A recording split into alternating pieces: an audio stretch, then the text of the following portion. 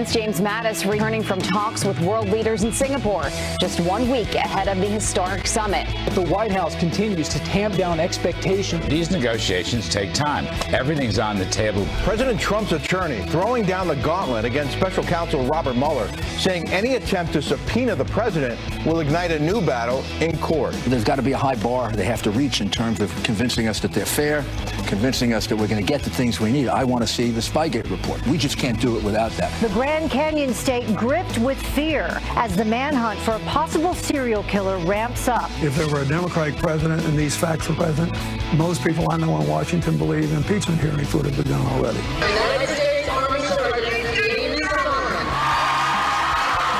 The high school graduate got much more than his diploma.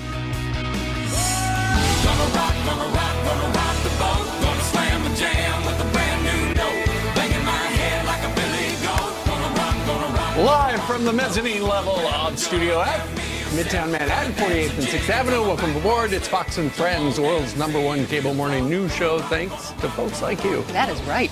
And Steve, welcome back from vacation. Thank you very much. Well rested? No, that means really. the hospital to sleep on Sunday? You know, I got to sleep easily yesterday, but I got up after the show pretty much all week long. Really? After the show? After the show. I would wake up at 8:30, 9 o'clock. You got to teach me your tricks, because whenever I have a day off, I still am up at 4 a.m. It's easy. Wow. It comes in a bottle. My body clock is... There's a cork in the top. Yeah, exactly. You have a drink. Tricks, but whenever I have a day off, I still... Well, good morning to all of you. And I'm in this week for Ainsley. All right. It's a much deserved. So you guys call it the Niner. I heard understand. 9 straight days? That's 9 straight days, right? Okay. I have a cot, as I told you, out in the green room. We saw it. I just stay here 24 hours. Joel's on it right now. Right. All right. Hey, let me tell you, there's a lot going on today. In fact, we might need a 4th hour Hammersleep in. The countdown to Singapore showdown is on. We are 8 days away, if my calendar's right, from President Trump's historic summit with Kim Jong-un. Now, here are the latest developments. Overnight, Secretary of Defense James Mattis has returned from Singapore after talking North Korea denuking with world leaders. Garrett Tenney joins us live from Washington with the very latest. Garrett, what is the latest this morning? Well, good morning, y'all. Secretary Mattis is always a good place to go for a reality check, and we saw that again this weekend. At a security conference in Singapore, Mattis told his counterparts from across the globe that he anticipates the road ahead for negotiations with North Korea will be bumpy at best. Mattis also warned defense officials from South Korea and Japan that the U.S. and its allies need to keep the pressure on Pyongyang and maintain a strong defensive stance so that diplomats can negotiate from a position of strength.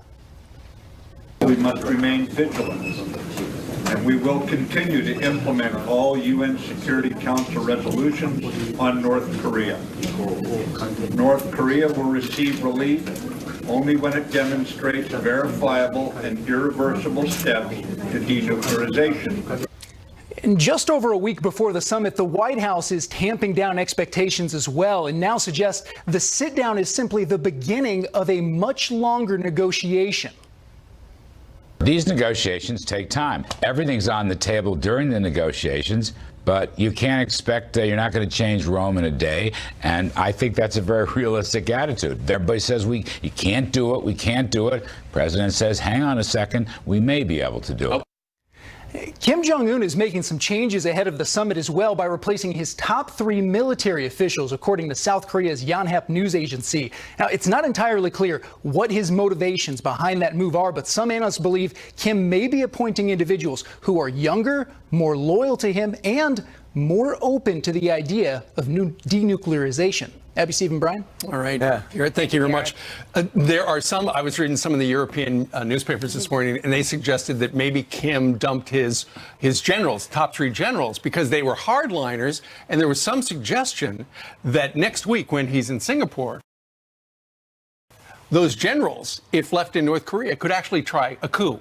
Because they don't want to go down the road that he looks like he is willing to go down. Interesting. Another positive sign, I read a headline yesterday that Kim Jong-un is wanting McDonald's over in North Korea. You know, remember that was one of the first signs after the Cold War, sending it over to Moscow, opening up McDonald's and Nike and places like that. Have it your way. Yeah, everything changed after that. So we'll see. Yeah, I think it's really important to see what happens in the interim. It does worry me a little that China's talking about evidently breaking the sanctions. Russia came over. Lavrov visited last week. He said, hey, you know what? If you guys need some economic aid, maybe we can work out some type of bilateral agreement. The thing we have to do is keep the sanctions on, because they begin to loosen up before you go to talk, then he's have less reason to do anything. And ultimately, it does sound from what was said yesterday on some of the Sunday shows by administration officials, it won't be just pulling the plug on automatically denuking the whole country. It will be in phases. Set the right expectation. But a lot going on here at home as well. And if you were watching the Sunday shows yesterday, Rudy Giuliani doubling down on this Mueller probe and this investigation, saying if you throw out the subpoena, you are only going to further ignite this battle. Don't be another Comey. Here's what he said.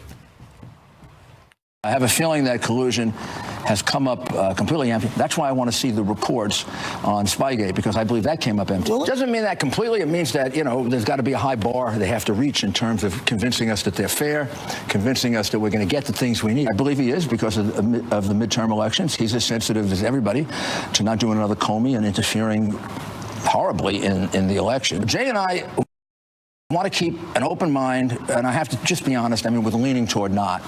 But look, if they can convince us that it will be brief, it'll be to the point, there are 5 or 6 points they have to clarify, and with that, we can get this over, this long nightmare for the American public over. Well, I mean, for the most part, Rudy Giuliani yesterday was in the middle of a law class.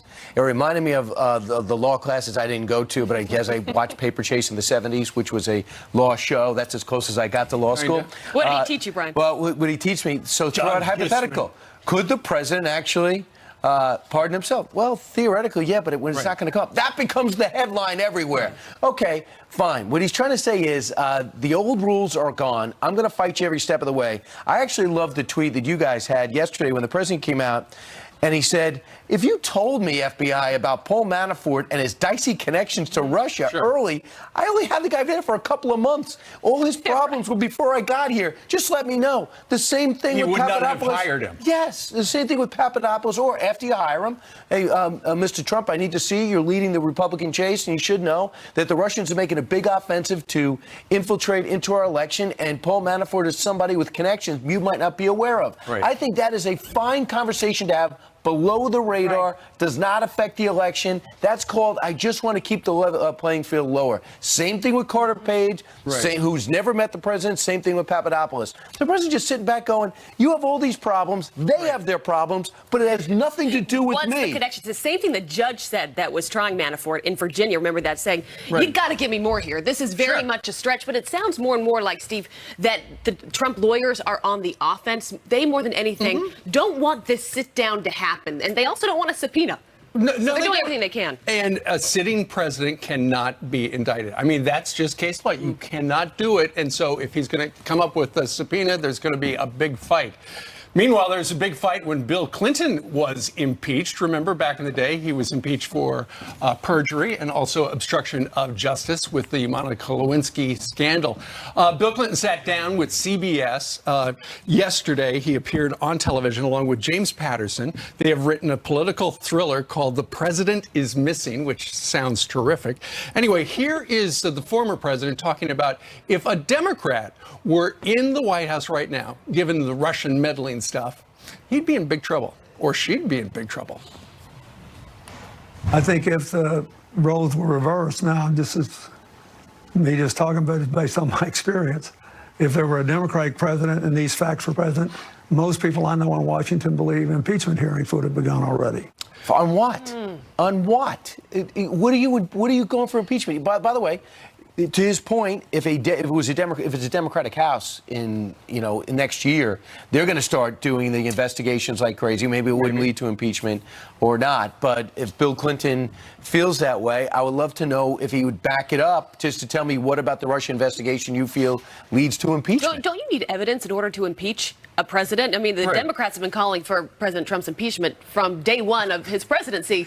And the problem is they don't have enough evidence or any evidence at this point to actually pull the trigger. So I'd love to hear from President Clinton, what evidence they would have. Exactly. But then again, you listen to people in the Trump camp, and when you look at how all the puzzle pieces fit together regarding Spygate and all the other stuff, it looks like it was a colossal scheme to frame the Trump people from the get-go. That's what they say. And that's why, you know, the so-called deep state, the permanent government, is so reluctant to give up certain facts, because once you put it all together, it might not make the federal government look good. Andy McCarthy coming on at 7:15 Eastern Time today to expand on that exact thought. Yeah, I can expand on it right now.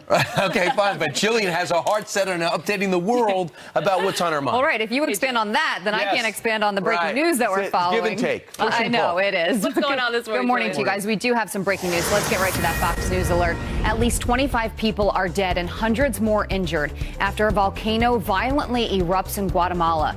The volcano of fire spewing lava, black smoke, and ash into the air.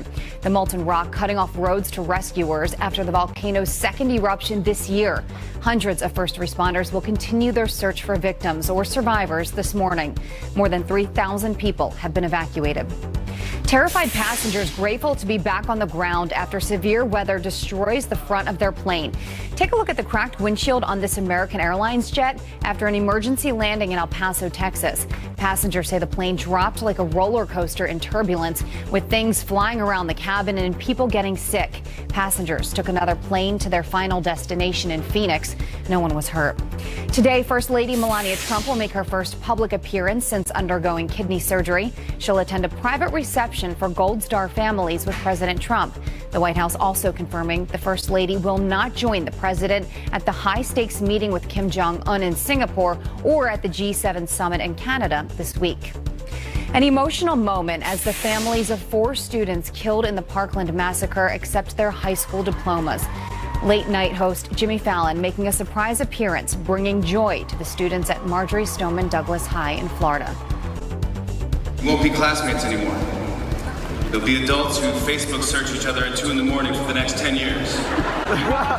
When something feels hard, remember that it gets better. Choose to move forward. Don't let anything stop. The graduate said Fallon made them both laugh and cry. Let's look at your headlines. You don't often hear comedians get emotional because their whole role is to be funny. And Jimmy Fallon is someone who I've long loved to watch. And so hearing him talk that way, it's a side of him we don't see very much. And I believe he was invited to be the speaker after one of the marches on Washington. And he said, you know what, I can be there. And I thought it was a surprise. Was it a surprise when he just showed up, or did they announce it? Well, they had his gown size, so maybe it was. You know what? Let's expand on that. Maybe it's one size fits all. I think that's probably right. I think we should go to tease. I think that's probably a good time as well. Abby, today marks President Trump's 500th day in office. And you know what? He's gotten a lot done during his time in Washington. Charlie Kirk is going to break down the president's biggest accomplishments. Charlie, good morning. You're next. And did you see this so-called expert during the royal wedding? I address you today not as the chairman of the British Monarchic Society and Foundation, but a friend, a fellow defender of the crown. Well, it turns out he is a total royal fraud, my and goodness. so is his accent. Who is he? First the town criers in Rio.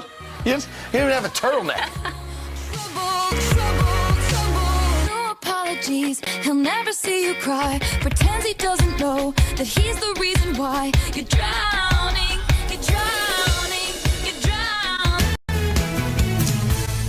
Today at noon will mark President Trump's 500th day in office. And while some in the media won't admit it, our commander-in-chief has actually racked up a pretty impressive list of accomplishments.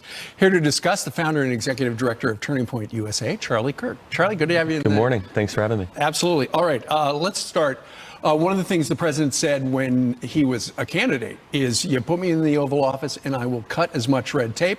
And dramatic deregulation is certainly being accomplished. That's right. It's the most dramatic deregulation in American history. And on the campaign trail, he famously promised to cut two new regulations for every one that's put on the books. Ambitious. And the numbers are in. I mean, he cut 22 for every new one put on the books. It is the largest reduction in the Federal Registry in American history. And so, look, even Bush, who was a free market guy, supposedly, the Federal Registry grew under Bush. It grew under Obama. It grew under Clinton. And for those of us that have really understood what has been putting American business less competitive over the last decade, regulation is the true tax on American business. And I can't tell you how many people I know in business just love the fact that they're cutting a lot of red tape. And it lowers the cost of compliance. It makes us more competitive internationally. And this is something that it's really hard to see up front. But you see when a business has less compliance cost, has to deal with less lawyers and less regulators, that's where you're going to start the economy moving again. 500 days in, historic economic success. You look at it,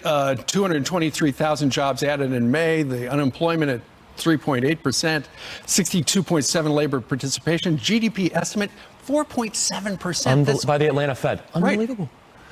So, look, the New York Times said it best. We've run out of words to describe how good these job numbers are. But not only that, here's something that needs to be talked about. Record low black unemployment. Record low Latino unemployment. The largest tax cut in American history. The repealing of the individual mandate tax, which really isn't talked about a lot, which was a tax on my generation. So think about it. You're a 29-year-old. You're still trying to get your life going. And next thing you know, the government is paying you because you have to buy expensive and pricey health insurance. President Trump got rid of that. It is the healthiest, strongest economy of my generation, if not of the last 50 years. And just imagine the impact President Trump is having on the judiciary. Oh, my goodness. 1 in 8 appellate judges now are from the Trump administration. It's totally amazing. And so if you look at the verticals that the left thought they were going to control, they thought they were going to control the media, education, politics, and then the courts. And really what they've been most upset about is the fact that President Trump is reshaping the federal judiciary for a lifetime. Like you said, 1 out of 8 justices now appointed by him, and we can't forget the amazing Justice Neil Gorsuch. Okay, we're 500 days in, still no wall, still no trillion-dollar infrastructure. We need it. Look, the president has a willingness and a pen ready to sign these bills. We need Republicans in Congress to step up and fulfill the Trump promises and the Trump agenda. I will say this, though, where he has been able to make decisions, he's the first president in American history to be attacked by the media for keeping his promises. You look at moving the embassy to Jerusalem, withdrawing from TPP, the massive deregulation, as we talked about, the canceling of the Iran deal. When the chips are down, President Trump says, what did I say on the trail? What did I promise voters? Because he's not owned by donors. He's not owned by elites. He was put there by voters, the American people. So today marks 500 days. He still has 962 left in his term. No. What are you talking about? He has another 4 after that because he's going to get convincingly reelected. All right. Charlie Kirk, thank you very much. Thank you. Great to have you.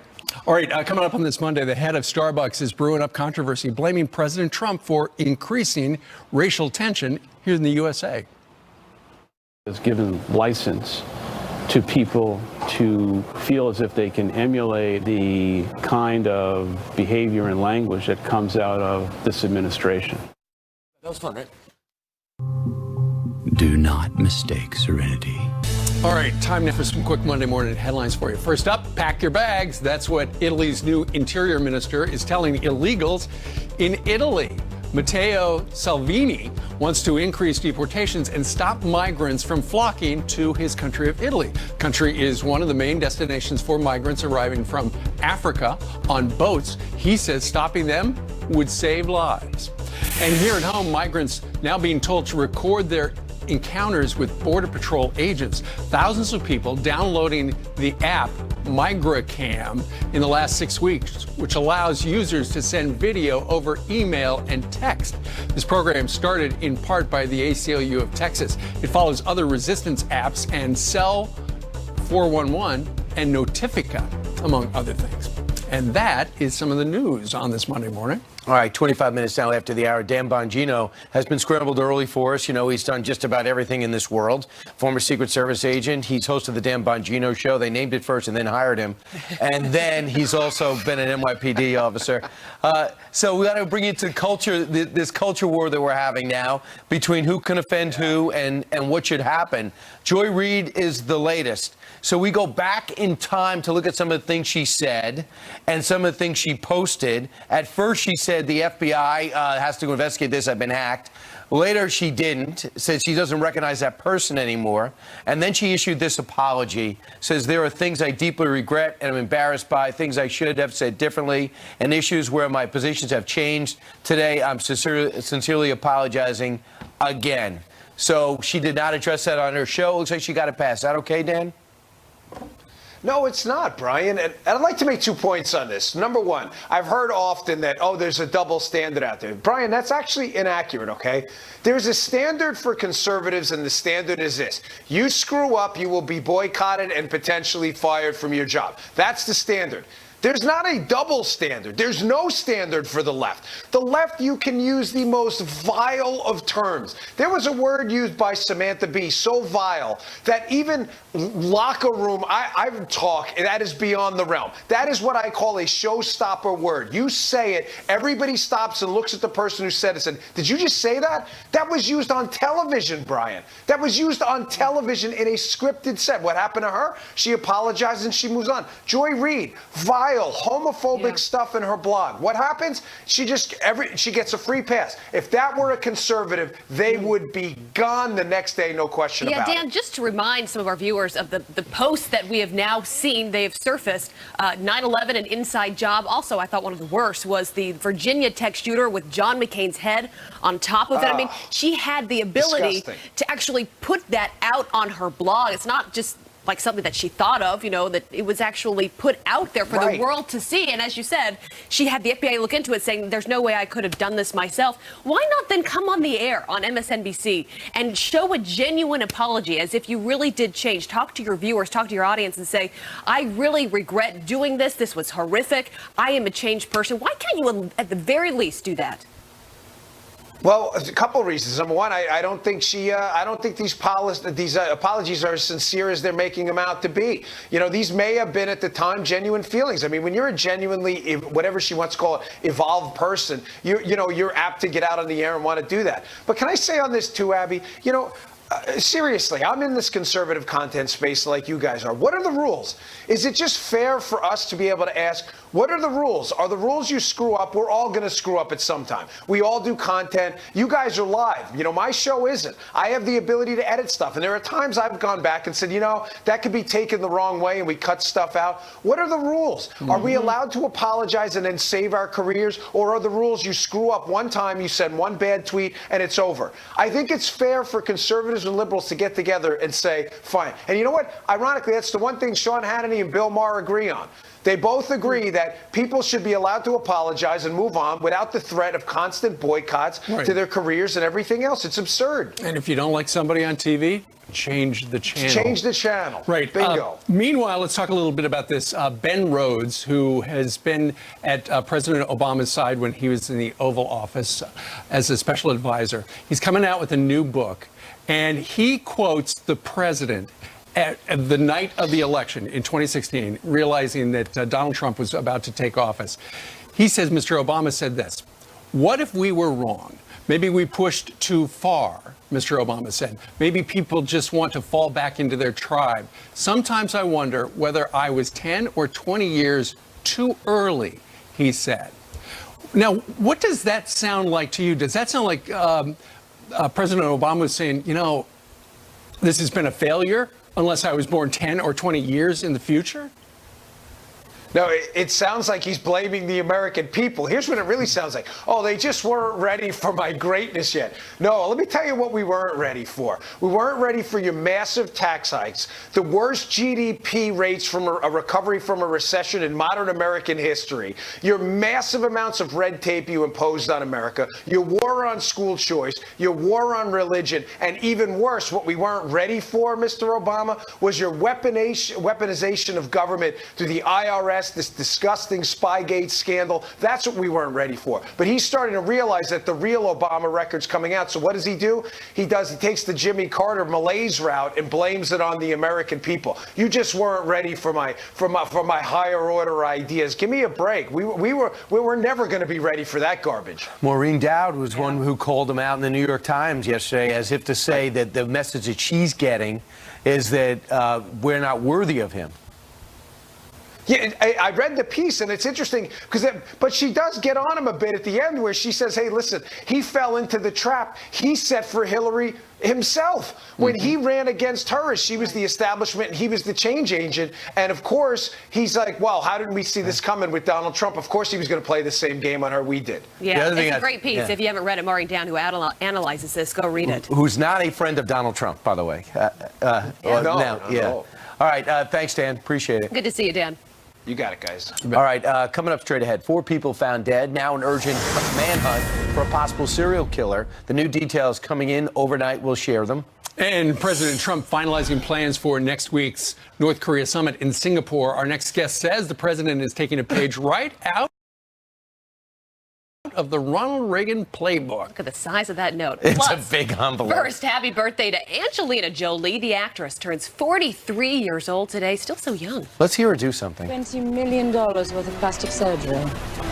And that's the face you choose. Do you not like it? It'll do.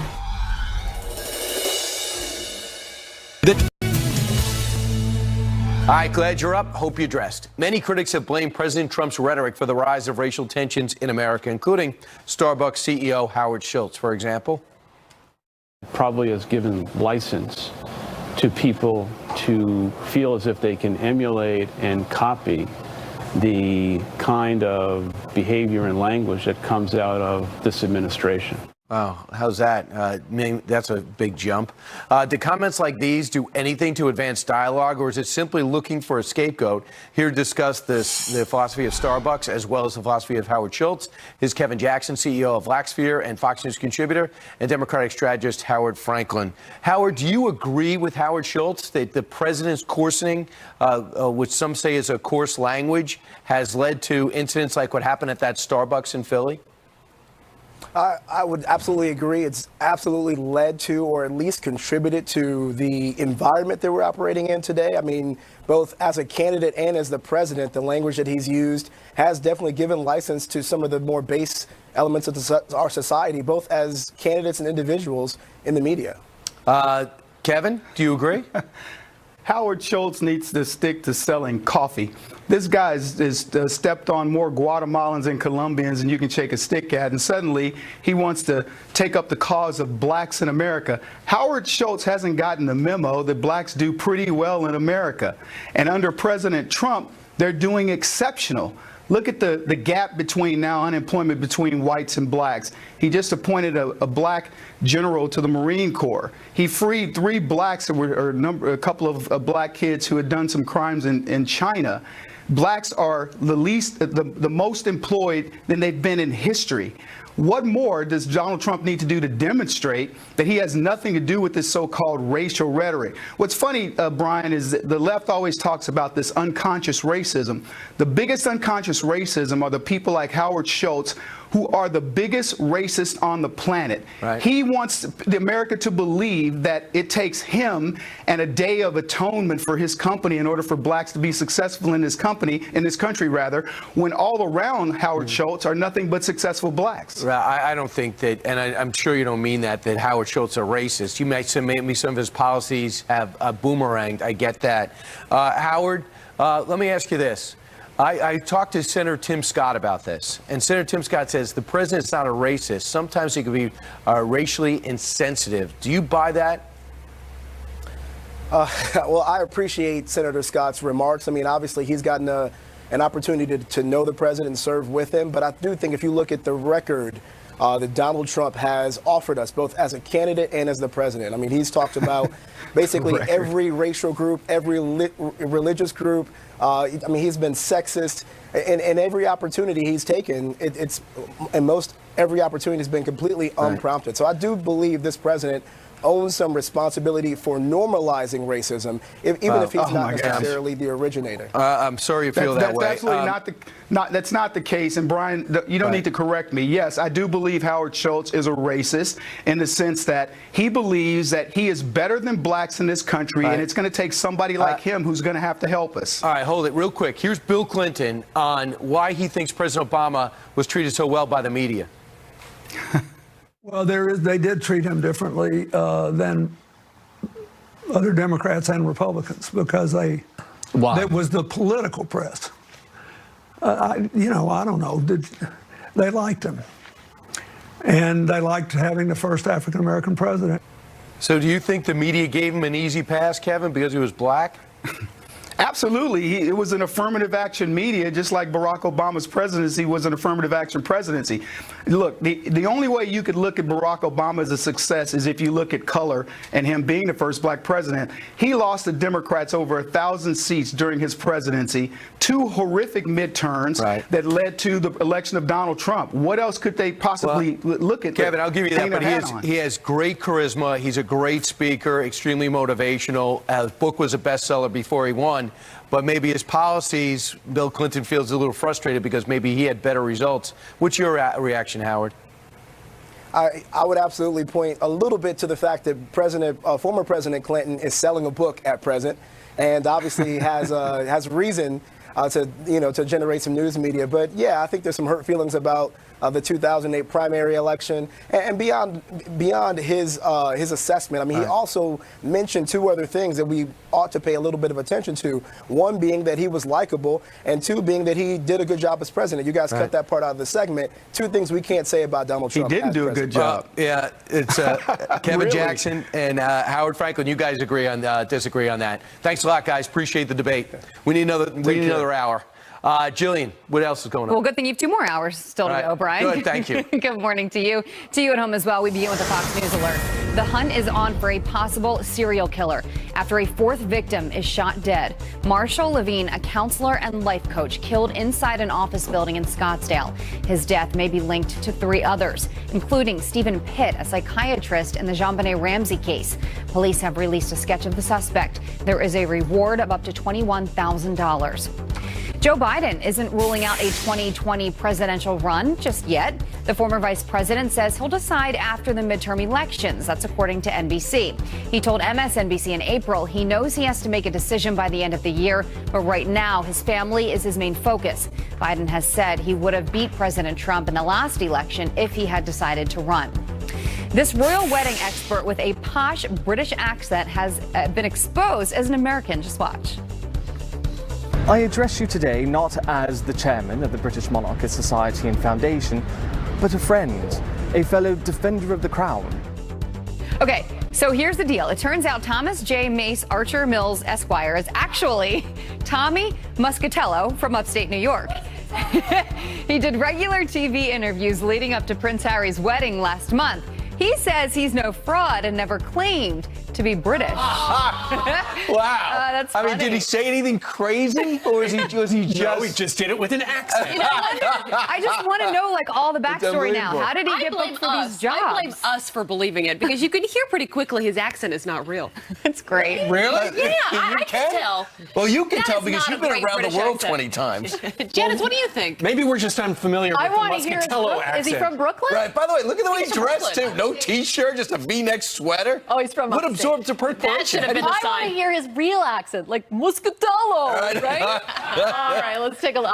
That was terrible. I apologize to all you upstate New Yorkers. Okay, here we go. 52 in New York, 61 in Cincinnati.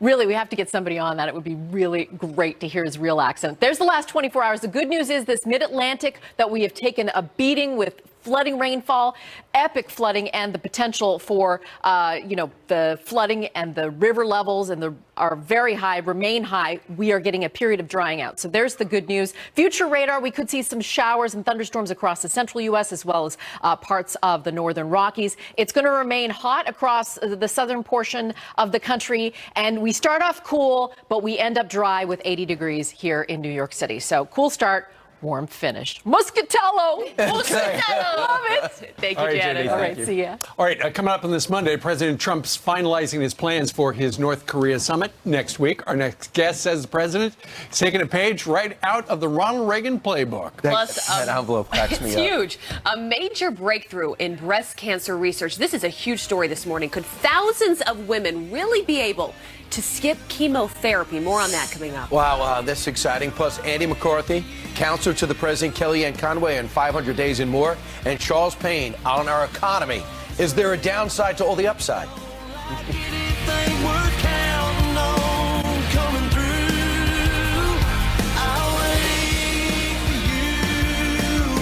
James Mattis back from a trip to Singapore where he talked denuking with world leaders ahead of the June 12th summit with North Korea in Singapore. Wow, we're getting close. And as President Trump confirms the summit will be happening, our next guest says he can take a page from the Reagan playbook. Peggy Grandy served as executive assistant to President Reagan and is the author of the book, The President Will See You Now, My Stories and Lessons from Ronald Reagan's Final Years. She joins us right now from Los Angeles. Peggy, good morning to you. Good morning. I read your op-ed regarding the upcoming summit, and, you know, given the fact that President Reagan had a number of them, you say one of the most important things he can take from the Reagan playbook is the saying that he developed during the years with Gorbachev, and that is trust but verify when it comes to North Korea. Absolutely. And of course, there's so much uncertainty heading into this summit, but it is certain that President Trump is taking a page from the Reagan playbook, and that should give us all confidence. Trust but verify is very important because we know this is a regime that has a history of broken promises. But Ronald Reagan believed in face-to-face diplomacy and believed that there was nothing that couldn't be solved or accomplished if two leaders sat down across the table from each other and talked about their differences, but also their shared goals. And so that's something President Trump has been committed to, and I think we're going to see that happen in just a few days. You know, Peg, it's kind of interesting. Before the president sat down with Gorbachev, and I know he had to go through a few Russian leaders, he upped our strength. He upped the military spending. So we got the strength, we got their attention. Before this president sits down with a North Korean leader, he tightened the sanctions to an unprecedented level, got their attention. In a way, both plowed the ground effectively going in, right?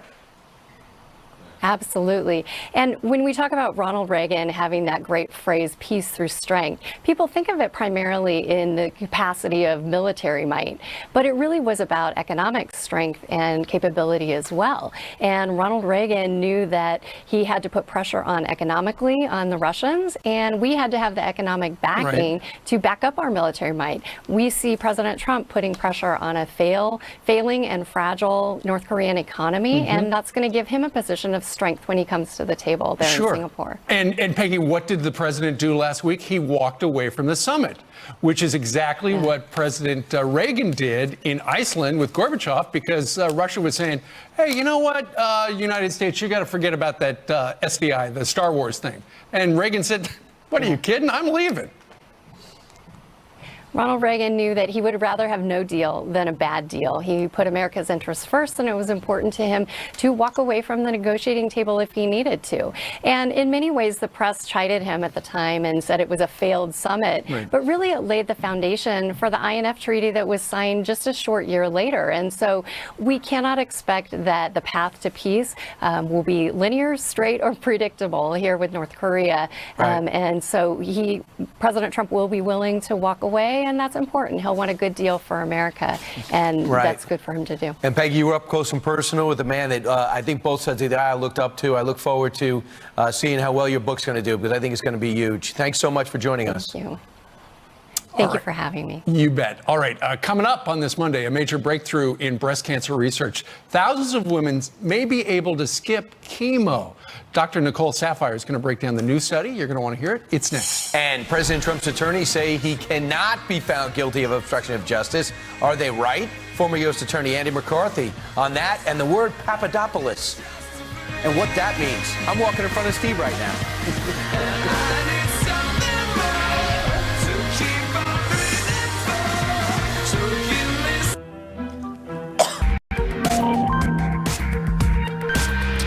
We are back with this, a breast cancer breakthrough, a new landmark study revealing that about 70% of women with the most common form of early stage breast cancer can safely skip chemotherapy without hurting their chances of beating that disease. This is the National Cancer Institute estimates that more than 260,000 women will be diagnosed with breast cancer this year alone. So what does this all mean? Here to break it down, radiologist and breast cancer specialist, Dr. Nicole Saphier. Always great to have you with us. Thank you for having me. And this sounds like a really positive development. This is big news in the breast cancer treatment world, and it just came out this weekend. Highly anticipated results from the TAILOR-X study.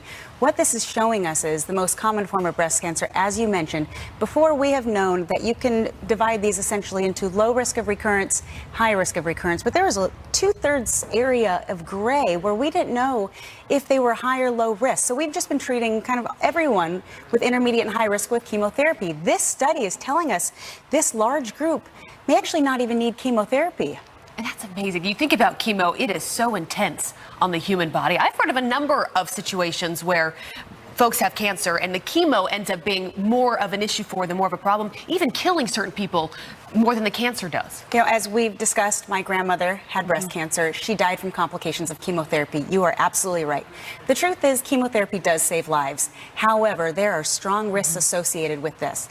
And we are really trying to tailor down treatments to patients to make sure that we're giving them the safest and most effective treatments possible. And if they don't need chemotherapy, we don't want to subject that to those risks. And also, it costs a lot, too. It does cost a lot. So what does this mean for women? As I gave you those stats, you know them, 260,000 this year alone. Women that down the road will get diagnosed with breast cancer. How should they think about what you're telling us now? Well, luckily, these stats, these new research, it is a common practice. All oncologists are going to be aware of these results. So when you're diagnosed with breast cancer, it is not one size fits all. So you can't just have a knee-jerk response thinking, well, all of a sudden I'm not going to need chemotherapy. That's not true. There are a lot of things that go into what your treatment plan is. But the good news is a large percentage of women are not going to need chemotherapy, and it's not going to change their overall survivability. Wow, that is good to hear. Yes. Dr. Safar, always good to have you with us. Thank you for having me. Thank you so much. All right, coming up, remember when Mark Zuckerberg said this to Congress? Every piece of content that you share on Facebook, you own, and you have complete control over who sees it and how you share it. Complete control, really? Well, turns out he may have lied big time. The bombshell new report we've got at the top of the hour. Plus, Andy McCarthy, counselor to the president, Kellyanne Conway, and Charles Payne, all here live. We've got 2 big hours to go on a Fox and Friends Monday. And love the way I should. Life's a